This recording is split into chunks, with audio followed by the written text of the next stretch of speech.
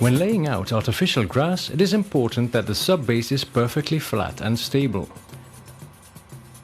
Irregularities must be filled in or leveled before you start rolling out the geotextile.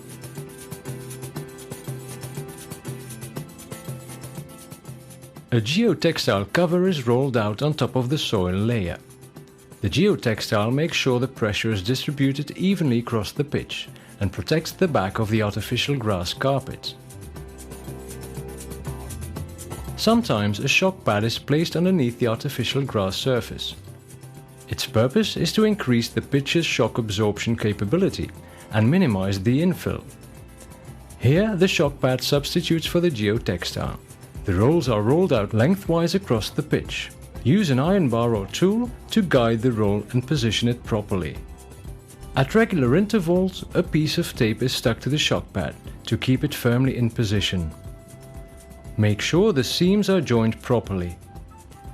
When placing a roll, this procedure is repeated over and over again. Once the shock pad has been rolled out across the entire pitch, the overlapping pieces are cut off at the edges, and the artificial grass can be rolled out.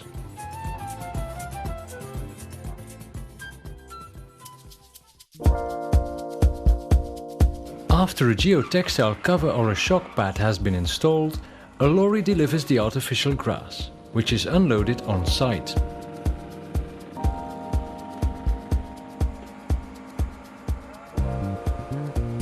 Then the rolls are taken to the pitch and placed next to each other.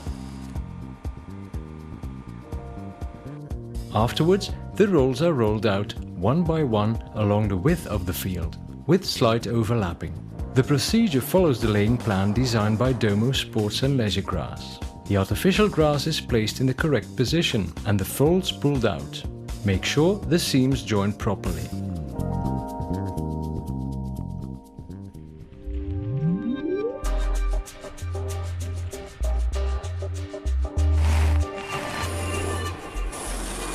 Now that the artificial grass has been placed in the correct position, the overlapping edges are cut off to make the seams fit together perfectly.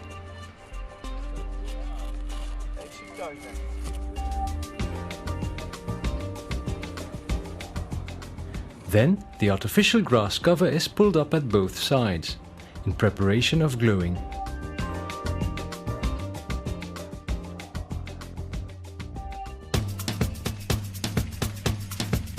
The two-component glue is mixed on site. A hole in the lid allows one component to blend with the other.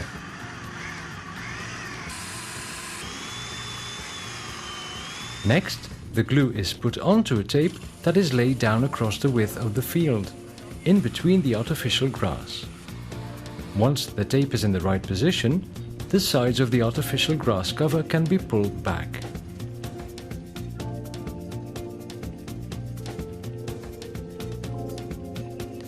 Replacing a roll of tape is an easy and rapid operation.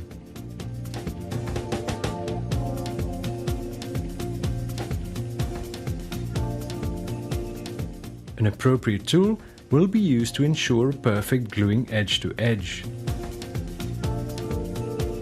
Finally, a heavy roller, a small road roller, is used to press the seams down against the glue. It is best to repeat the procedure several times for each individual seam.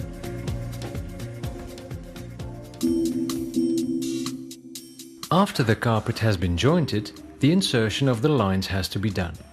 The perimeter lines and middle line are usually incorporated into the carpet during manufacture. Using a tool with a double blade, all other lines, such as central circles, rectangles around the goals, corners, etc., have to be cut into and pasted onto the carpet. The lines are usually delivered in rolls according to the required length.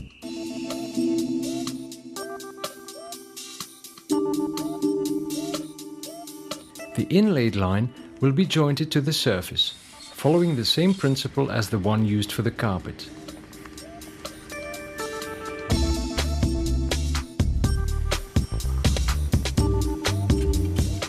Sometimes lines need to be cut on site from an appropriate piece of grass carpet. This can, for example, be the case with the inlay of the line from the middle circle.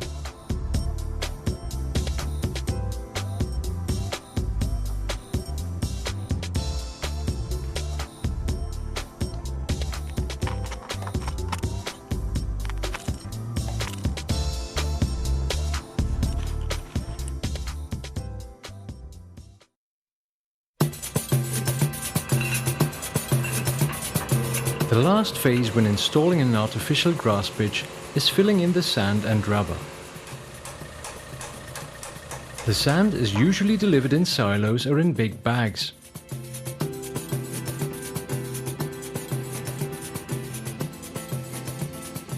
A larger quantity of sand is filled at the beginning of the pitch in order to keep good stability when driving with the sand machine.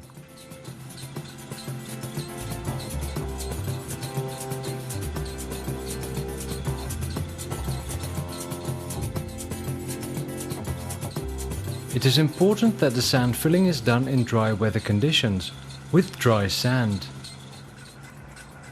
In order to avoid deformation of the artificial fiber, intensive brushing is done with brushes moving laterally. The sand is deeply and evenly spread in order to ensure a good and even surface. The rubber is usually delivered in big bags.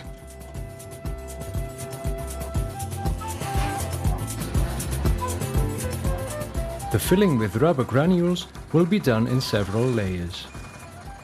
While filling in the rubber, the surface needs to be brushed in order for the rubber granules to be evenly spread. Now the pitch is ready. Time to enjoy.